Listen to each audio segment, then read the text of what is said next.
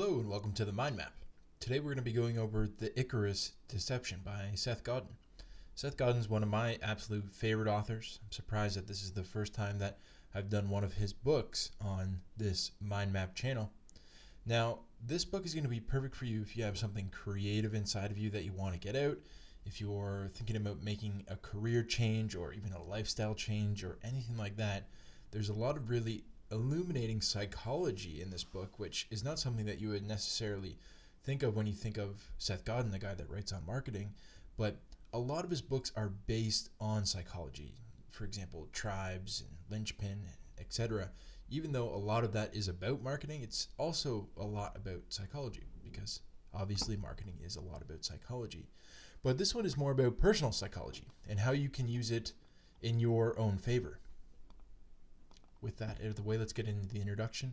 Here's Seth Godin. He's the author of more than a dozen best-selling books, including Permission Marketing, Purple Cow, All Marketers Are Liars, Small is the New Big, The Dip, Tribes, and Linchpin. He's really changed the marketing landscape forever. He's written one blog a day for over 7,000 days, and these are just kind of snippets. Seth Godin is just an absolute genius in the internet marketing world and in the offline marketing world as well. If you ever get a chance to listen to one of his talks or listen to him on a podcast, I definitely recommend that you do it. Now, let's do a quick introduction on the Icarus Deception. The first quote that I pulled from the book to give you an overview of what this book is going to be about goes like this. Just south of the Greek island of Samos lies the Icaran Sea. Legend has it that this is where Icarus died, a victim of his hubris. Now, there's a couple of big Greek names here, so I apologize if I get them wrong. His father, Dalidius, was a master craftsman, banished to prison for sabotaging the work of King Minos, captor of the Minotaur. Dalidius created a brilliant escape plot, described in the myth that we were told as children. Now, even if you weren't told this as children, it's going to be helpful for you. He fashioned a set of wings for himself and for his son. After affixing the wings with wax, they set out to escape. Dalidius warned Icarus not to fly too close to the sun. Entranced by his magical ability to fly, Icarus disobeyed and flew too high. We all know what happened next. The wax melted, and Icarus, the beloved son, lost his wings and tumbled into the sea and died. The lesson of this myth is simply don't disobey the king. Don't disobey your dad. Don't imagine that you're better than you are. And most of all, don't ever believe that you have the ability to do what a god might do. And that's really, this one quote here is really what the whole entire book about is, this myth of don't disobey your dad, don't disobey the king, don't imagine that you're better than you are. The part of the myth that we weren't told, in addition to telling Icarus not to fly too high, Dalidius instructed his son not to fly too low, too close to the sea, because the water could ruin the lift in his wings. Society has altered the myth, encouraging us to forget that part about the sea and create a culture where we're constantly remind one another about the dangers of standing up, standing out, and making a ruckus. Industrialists have made a hubris a cardinal sin, but conventionally ignored a far more common failing, settling for too little. So you can see that this story is really what the whole entire book is about, and if you read it as a kid, great. If you didn't, it's not important. Really what's important is what the parable behind the story is, right? So what is the Icarus Deception, at least in my eyes? Basically, I think what Seth is saying in this first chapter of the book is that the risk isn't flying too high, it's actually flying too low, and especially nowadays. This myth is just a perfect way to describe what happens in society today. I don't think that our entire society is built off of this myth, but I think that this myth is a great way to depict it, and that's what Seth is so good at. Many of us have given in to the relentless pressure to conform to society, getting a stable job and just simply not being ourselves, not doing what we really want to do. And just to be clear at the beginning of this video, I don't think there's anything wrong with a stable job. Not everyone has to be a creative or an entrepreneur.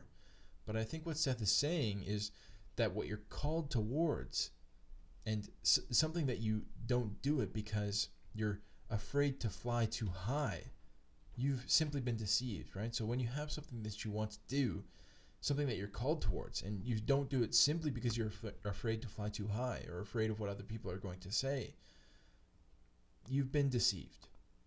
Especially with the safety nets that we now have in society, the real danger is not flying too high, but aiming too low, settling for a life where you're giving less than your best. It's a very deep topic that Seth has really been able to put into such an eloquent, really little book for how big of a topic it really could be. Just the first few pages of the book alone, to me, are worth the purchase, so I recommend that you go and pick it up. Actually, our next two topics are actually coming from the chapters before this one, just the intro. 2 whole topics just from the introduction of the book. It's an absolutely amazing book. And with that, we'll get directly into our introduction. So the first thing that he says in the book is, it's your turn. How long are you going to wait? They told you to get your resume in order, to punch your ticket and to fit in, to follow the instructions. They told you to swallow your pride, not to follow your dream. They promised you trinkets and prizes and possibly riches if you would just suck it up and be part of the system. If you would merely do what you were told to do and conform. They sold you debt and self-storage and reality TV. They sold your daughters and sons too. All in exchange for what would happen later, when it was your turn. It's your turn. And this really is the call to arms for the whole entire book. He's pointing out a really scary reality. It's kind of the hook of the entire book to get you to read all the way through. The scary point is that the world doesn't really owe us anything, but it sure makes a lot of promises. For example, it says, play by the rules and you'll get the thing. You'll get all sorts of different prizes and, riches and etc. And it says all you have to do is play by the rules, and then you'll get a nice house, beautiful cars, new technology. The thing that they didn't tell us, and the thing that this book is really all about, is that it's really all a made-up game. Do this and get that. How many of us have ever really stopped to think, do I really want to do this thing? Do I really want to get that stable job? Do I really want to go to college? Do I really want to do these things that society is telling me that I need to do, right? Or do I have something inside of me that's just dying to get out? Or do I have a calling that I want to pursue that is not a traditional path? Do I want to create something and leave the world a better place instead of simply just going and getting safety and getting some of these prizes that are awarded to the people who are playing by the rules? Or do I really want to get those things? Or have I just been sold on the idea of what success looks like? Is success really a nice house, a beautiful car, and all the new technology? Or am I under the illusion that they want me to be under? Do they want me to think, oh, what a nice house, a beautiful car, new technology, so that I can continue to buy, to be a good consumer for kind of this big consumer society that we're all in? Now, these are all things that you're going to have to think about individually. Me personally, when I first kind of realized that all of this really was just one big game that was set up for us to be consumers, it was a little disheartening. But it also gave me the ability to see, hey, I can do what I want. Society has a lot of great things along with some of the bad. And a lot of the great things are that there's a lot of safety nets. There's a lot of inherent safety in our current society. And really what's happening is that this Icarus Deception, or the Icarus myth, was really good back in the day, because if you got kicked out of the tribe, you were screwed. If you flew too high and had too much hubris, thought you were better than you were, and you got kicked out of the tribe, you would be in big trouble. But nowadays, that's just not the case anymore. It just doesn't happen like that. There's a million tribes that you have access to. The next part here we're going to talk about is the success secret. And these 2 highlighted ones are going to be part of a new thing that I'm rolling out called daily maps. If you want to check out a daily map where you get an email every single day with a short snippet of the mind map, a quick write-up about something that you can integrate into your life, sign up at the link down below. It should be available if you're watching this video in the future. I'll continue on. Your ability to follow directions is not the secret to your success. You are hiding your best work. This is such a huge quote. Listen to this one very deeply. You are hiding your best work. your best insight, and your best self from us every single day. We know how much you care, and it's a shame that the system works overtime to push you away from the people and the projects that you really care about. The world does not owe you a living, but just when you needed it, a door was opened for you to make a difference. It's too bad that so much time has been wasted, but it would be unforgivable to wait any longer. You have the ability to contribute so much, and we need you now. So the biggest point here that I got from this was about how we're all hiding our best.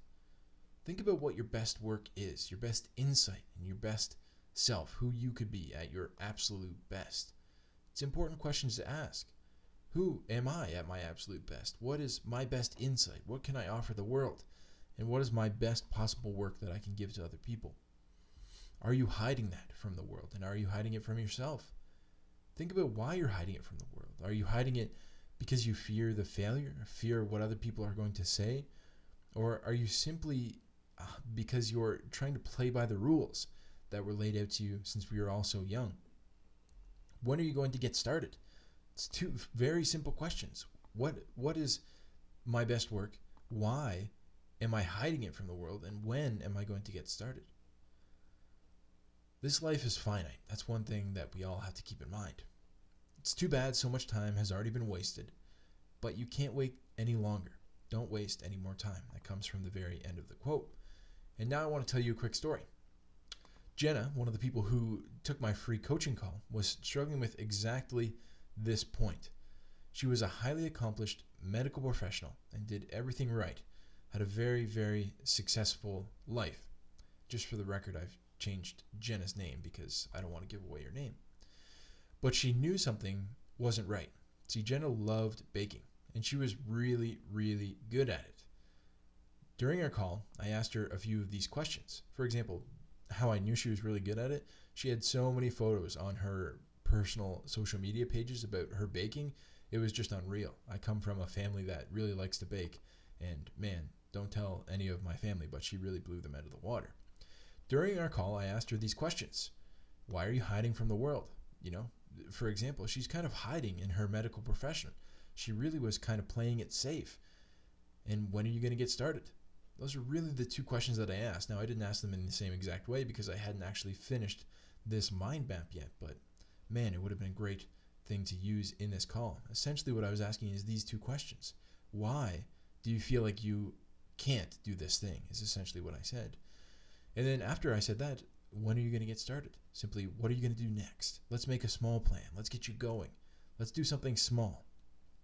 And I'm happy to report that Jenna started her baking business. She actually did. It's a very simple business. It's nothing too extravagant yet. I know that she's a very capable person, so she will become a very successful baker and literally do whatever she wants to do.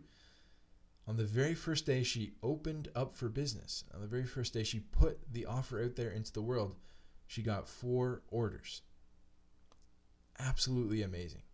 You can see how easy it really is, because the world is craving for these types of people who are authentic to themselves. And you can literally do anything you want to do, and the world is absolutely your oyster. Next, let's talk about how to catch a fox. Simply build an 8-foot long wooden fence in the forest. Lay out some bait and then go away for a week. The fox is too crafty to be caught in a simple trap, and he will smell you and avoid the fence for days. But eventually, he'll come and eat the bait. At the end of the week, build a second length of fence at a right angle to the first, and leave more bait. The fox will avoid the fence again for just a few days, and then it'll take the bait. At the end of the second week, build a third wall and a gate, and leave more bait.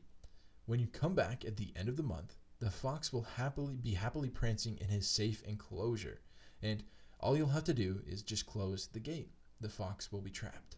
This, of course, is what happened to us. The industrial age built the trap we're mired in, but it didn't build the trap all at once. That took centuries to perfect, and we were all seduced. Seduced by the bait of decent pay and plenty of prizes, seduced by the apparent security of the enclosure. And once the gate was shut, we were kept in by the threat of shame, the amplification of risk, and society's reliance on more and shinier prizes. And this makes you think, this analogy of humans to foxes. Are we all trapped? Because I personally think that this fox analogy might just be the perfect way to describe how society has really trapped us all. It's another one of these amazing kind of metaphors that Seth uses in his books. The Icarus Deception in and of itself is a metaphor. From an early age, we are lured in by the prizes that Seth talks about. Then by the time we see the prizes aren't really what we want, we realize that we're already trapped. And I went through this actually as an entrepreneur. I actually went through this quite early on in life. I think a lot of people figure this out later. But my success as an entrepreneur made me realize, hey, success is not what I was actually chasing. Success is not what I actually want. I'm the type of person who I'm not really afraid of what other people are saying, but I did get trapped by the prizes. I got trapped by the prizes that society puts out in front of us, telling us that when we're successful, we are going to feel better. And I figured out that that's simply not the truth. And now, instead of looking for success, what I'm really looking for is freedom and fulfillment. Those are my two big things, the two F words that really run my entire life: freedom and fulfillment. Because we've been following the path for so long, we don't know what it might look like to not follow that path, right? So many, right? By the time we realize these prizes aren't really what trapped us, I went through such a horrible time. Once I realized that success isn't what I wanted to do, or success wasn't the answer that people told me it was, or society told me it was, I went through a really, really tough time. I went through some time where I didn't know what I wanted to do. And I came out on the other side realizing freedom and fulfillment. Those are my two F words that I'm going to put my whole life around, because that's what I value. That's what I personally value. Yours might be different. They tell us it's scary and that failure is almost assured. And the primitive part of our brain tells us that failure means death, right? Because we talked about this before. If you fly too high and you fail, you got kicked out of the tribe, and that meant almost certain death. But again, today, death is not the price you have to pay for failure. Because we talked about a lot on this channel that failure isn't death, right? In fact, it's just a chance to learn. I just did a book review on mindset by Carol Dweck. She talks about having a growth mindset and how that growth mindset allows us to realize that failure is just a chance to learn, just a chance to get better. And with this reframe in mind, we can go out and do what we want, face failure right in the face, and get better every single time. So the question I would ask at the end of this node of the mind map is, can you see the fox? Where have you been lured in by prizes instead of trusting your instinct? And hey, if you got those prizes and you realized that, hey, that prize isn't what I wanted or wasn't what they told me it was, you're not alone. I felt that same exact way. Where have you been trapped because the walls of fear and shame and guilt have kept you in? Those are really the two things that are keeping most people, in my mind, from doing what they want to do and living a fulfilling life. Those are two great questions to ask yourself. The next point we have here, the second last one, is itchy. He says, we evolved to desire safety. And this again goes back to tribes again. We seek out security. We want a hiding place, a dependable future, and something that we can count on.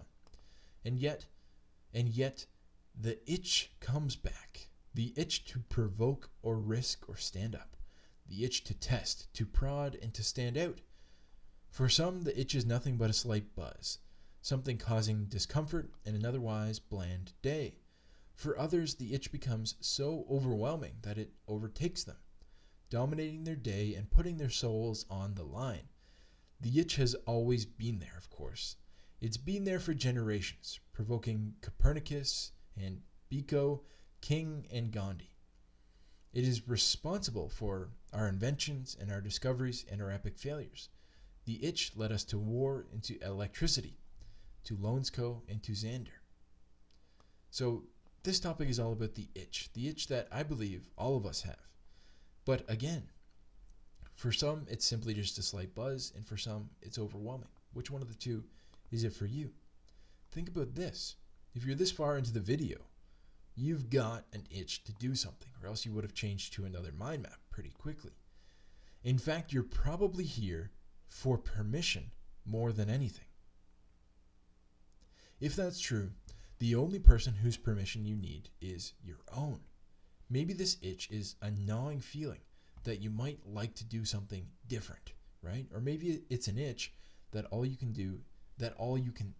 all you can think about. For example, with Jenna in her baking business, it was all she thought about all the time. But she was so stuck that she just couldn't take action on the thing that she wanted to do because of all the things we've already talked about before. Because she was a fox in the trap, because she didn't realize the secret to success is just simply your ability to follow directions is not your secret to success. She was in the medical field. She was used to following directions. She didn't realize that she was stuck in the trap. But once I showed her the trap, once we realized, hey, you're in this trap, failure is totally an option. How can we fail as quickly as possible? What's the first small thing that we can do to get out there? She was ready to go, right? But how can we do it when we evolve to crave safety? Again, this is just essentially what I just talked about. Make it impossible to fail. First, you have to remember that failure is a learning experience and not a failure. Next, you have to make sure that you're not doing something to get something else. And this is what happened to me. This is me creating my businesses. I was successful in both of the businesses, but I was doing something to get something else. That's not the way to start any business. The next part is to start as small as possible and gain momentum. It's a quick and dirty way for you to get rid of the itch. And I hope some of you take action on some of those things. Failure is a learning experience. Next, make sure you're not doing something to get something else. And then start as small as possible and gain momentum. So many other things that we've talked about on this channel already. Now, this final point is going to be controversial, and I assume that's why Seth put it in the book. One of my very favorite authors, Steven Pressfield. I've done a book review on one of his books before on this channel, and Seth Godin has a problem with Steven Pressfield. And now that I read Seth's point, I think I'm inclined to agree with him. Let's see what you think. He says Pressfield's essential book about the resistance is called The War of Art, and the title is something that he and I disagree about. The resistance cannot be productively fought to the death, and that's essentially what Pressfield's book is all about. There can be no war on the resistance because you cannot win it, and starting a war that you can't win is foolish. Once I realized the cold sweat, the palpitations, the wily stalling, the insecurity, and the fear were part of making art, I was able to relax into my work. It's not even a ceasefire any longer. It's a partnership, not a war. When the resistance shows up, I know that I'm winning. Not my fight against it, but my fight to make art. The resistance is a symptom that you're on the right track. The resistance is not something to be avoided, it's something to seek out. That's the single most important sentence in this book. The artist seeks out the feeling of the resistance and then tries to maximize it. The cog, the day laborer, the compliant student, they seek to eliminate the feeling instead. That's the choice. Change your mind right now and not later. Essentially, you got to change your mind from the artist who's seeking out the feeling of resistance and trying to maximize it, get into positions where they're feeling resistance more and more and more and more. Or you could be the cog, the day laborer, the compliant student, the one that's following the rules, the fox stuck in the trap. And what he's saying here is essentially seek out the feeling of resistance. What is the thing that you're most scared to do? The thing that you procrastinate on more than anything. Something you know you should do, but always make an excuse for. That is the thing that you should be trying to do the most. I want to thank you for being with me here today on this mind map. This art of war, art not war, is going to be another one of the points that I'm going to be sending out in my daily map. If you want, there should be a link down below if you're looking at this in the future. I'm very excited to bring the daily map to all of you. Thanks so much for being with me here today, and I'll see you in the next mind map.